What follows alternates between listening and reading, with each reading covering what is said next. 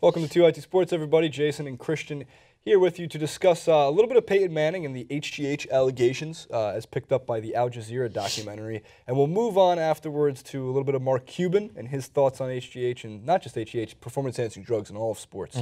But first, we begin with Peyton Manning. The allegations were harsh, to say the least, in which the documentary reveals that his wife was basically shipped performance-enhancing drugs, HGH in specifics, and it was used during the time in which he had his neck surgery and his neck injury.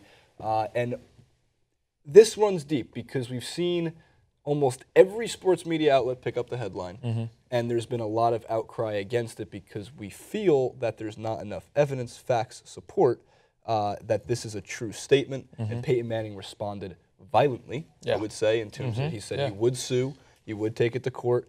And if he's willing to do those things, then his records would be available, his medical records. So if he's willing to do it, he's probably not hiding much. So are we picking at this for the wrong reasons? It's not really a Peyton Manning issue. It's a world sports issue. Christian, you played at the professional level for baseball. You were a college athlete. I did want to ask you, did you see prominent performance-enhancing drugs use at any point? Well, no, I never really saw it because in baseball, I'm sure it's not as rampant as it is in football. It's not as much of a grueling sport as football is. But yeah, there's definitely cases where I saw people that I played with, people that I played against getting popped for 50 games because they tested positive for some kind of banned substance on the substance list. But yeah, there was definitely cases. Look, to be honest, when I signed out of high school, I was a skinny, rail-thin kid.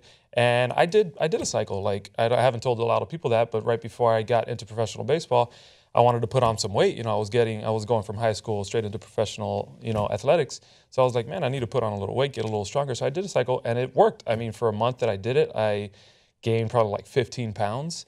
And a lot of it was like water weight, and I looked really bloated, but it definitely does work. So when guys use, especially guys at this level that, any injury can like pretty much end your career, I mean, anything, especially with the money that they're getting paid nowadays, I mean, if you got to do a little something cheap, maybe get caught, maybe do like 50 games, but enter your free agency year and make tons of money, I mean, I can't really say I blame them. That's a really interesting take. There's a correct regulated use that can be beneficial to all players compared to it being abused by too many players. I mean, as I was reading some of these articles and stuff, I mean, Mark Cuban kind of pointed at this. LASIK surgery, that can be considered a performance-enhancing thing. Shoot, if you say that can be, well, why can't yoga? Why can't this? Why can't that? I mean, if you really break it down, any little thing you do can be performance-enhancing. So it's kind of tough to label what's right and what's wrong, So I think if there's a way to regulate it, and I think the main point is like leveling the playing field, so nobody's got more of an advantage than other. But then again, some people are born with more gifted than other people. So it's like, how do you balance that out? Like, it's tough. The two examples I was going to use was one, Andy Pettit in 2002, who admittedly took HGH to get back on the field as fast as he possibly could. And that was also before Stern outlawed HGH in 2005. So it was a gray area there. And then also, going way back, but Ted Williams was born with the greatest eyesight in baseball history. He had a 20/12 vision, I believe it was. And no, LASIK can't even get to that. Was that technically an unfair advantage? I guess. Yeah, it's like you're going to use the same. So there's also the line between cheating and competitive advantages. And I mean, I considered, Deflategate a competitive advantage, not cheating. You did mention Mark Cuban, who did talk to TMZ Sports. We have that video because he had an interesting take about HGH and just before PEDs in general for the NBA. If it can be determined that HGH actually does significantly aid athletes in their recovery, what then? Would you be a proponent of maybe somehow, instituting protocols where HGH could be used to help guys kind of get back on the field or on the court? Absolutely. I mean, look at it. We say it's okay for people to get LASIK for their eyes. That's only a performance enhancing, and there's always a chance that something can go wrong. We say that beyond surgery, or any surgery for that matter, is only performance enhancing. Tore a ligament, fix it. Is it better than new? Possibly. With rehab, it can be better than new. We don't say don't do it because it can be performance enhancing. We say let's do what's right to get you healthy again. Then what's the argument then on not just allowing everything, including steroids? The argument is that the World Anti-Doping Association, and in particular the Olympics, just says no. and they have so much PR sway, nobody wants to fight it. So when I bring it up at a meeting, whether it's an NBA meeting or other athletic organizations I've gone and spoken about it to, then their response is, we just don't want the PR nightmare. So Cuban makes a couple points. One, in that the Olympics and the World Anti-Doping Agency, I've always felt that they're their own beast, just because it's hard to compare Olympic sports. It's every 4 years, it's a national stage, to just like baseball or basketball, which some of them have global implications, but not to the to the extent the Olympics do. And then also from the injury standpoint, to me, there would be nothing wrong with taking as many performance-enhancing drugs you would need to get healthy. Yeah, I mean, Wes Matthews is another athlete that comes to mind. Plays for now the Dallas Mavericks. Played for the Portland Trail Blazers. He blew his Achilles out. Technically, you blow your knee out. He tore his Achilles. Kobe had the same injury. Now, there's rumors and speculation that he needed some form of human growth hormone to make that recovery faster, because that was about a year he was out, and now he's back in action, and his Achilles looks better than new. Well, if that's where medicine and technology are going, why would we not give athletes a better than new Achilles or ACL or arm or leg or Jason Pierre-Paul, a couple fingers if needed? Well, that's the thing. Like the way technology and medicine is evolving and advancing. I mean, who's not to say in the future when you're born you get like an injection or you get this that's going to make you a super athlete. It's going to be awesome. Yeah, it's going to help you not get injured or something like that. So like the way things are going, like it's tough to regulate it. If that's the case, then my kids will be the starting outfielders for the New York Mets. They'll be posting 375 averages. And then hopefully you guys can win a World Series. I know.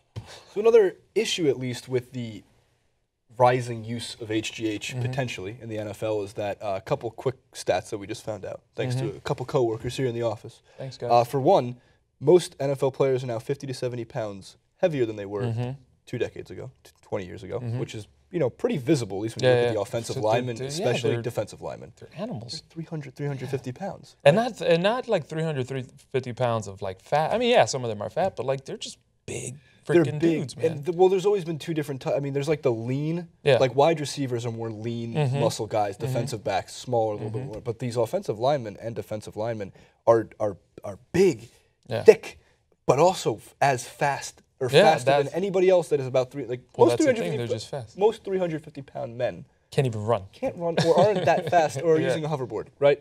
Or that video. But these guys are running like blindingly fast. Faster than Peyton Manning can. Yeah, seriously. So that, of course, causes more problems if they're impacting each other in the head with the rising CTE problem. It's going to cause more problems. But the only counter argument I would have to that, and I'll go back to the NBA, is that the average height and weight of NBA starters now is going up. Like Michael Jordan was like one of the first 6'6" guards. Now every guard is 6'6", 6'7". Not every guard. There's a few players that like Steph Curry and Isaiah Thomas that will fight that rhythm. But for the most part, people are getting bigger. Yeah. LeBron James is a freak specimen. He's literally a train. Yeah, freak. That doesn't like that. He's a linebacker who plays basketball. There's going to be more linebackers playing basketball because of the likes of LeBron James. Yeah. So at least your thoughts in terms of this? Yeah, I mean they claim that when you obviously HGH, steroids, poor performance enhancing drugs in general, definitely give you an advantage, make you bigger, stronger, faster. But they say there's also detrimental effects too. Like later on, they just Dan said, that your body's not built to take on all that force, all that strength, all that grinding and twisting of your tendons, ligaments, and all that stuff. A cool point that one of my buddies brought up the other day, we were talking about this whole steroid thing in football, and he was talking about the equipment. Not only is the performance-enhancing drugs, but the equipment that they use nowadays is so much better. It protects you more. It's lighter, allows you to move faster. What about removing all that equipment? Like back in the day when football players had leather helmets. If you have leather helmets, you're not going to go running into somebody as fast as you can. You're going to be like, shit, if I run into this guy with not that much padding, it's going to fucking hurt. So I was like, I thought about that. I was like, man, I never thought about that. Because you look at rugby, you don't see all these crazy injuries in rugby, When it comes to the Peyton Manning headlines, you got to dig deep. You do, because at face value, at headline value, you're going to be reading that Peyton Manning took steroids, and that's not the right story. At least that's not the proven story. And for whatever reason, I've always felt that sports media has turned to guilty until proven innocent instead of innocent. Truly, that's true. That's truly the way it is. And I don't know. I just think Peyton Manning is so good because he eats all that Papa John pizza. So why would he need HGH?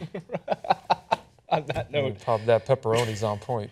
Papa John's is pretty good pizza, actually. Better than Domino's for sure. Oh, I don't know if I can come back on the show now. I don't like Papa John himself. It's just the pizza, the product. And I used to be a Papa John advocate, but then I switched over to the dark side of Domino's. Wow. Comment below what the better pizza is, Papa John's or Domino's. Obviously, it's Papa John's. If you'd like to side with Christian, you can tweet him at ChristianL5 and C Lopey.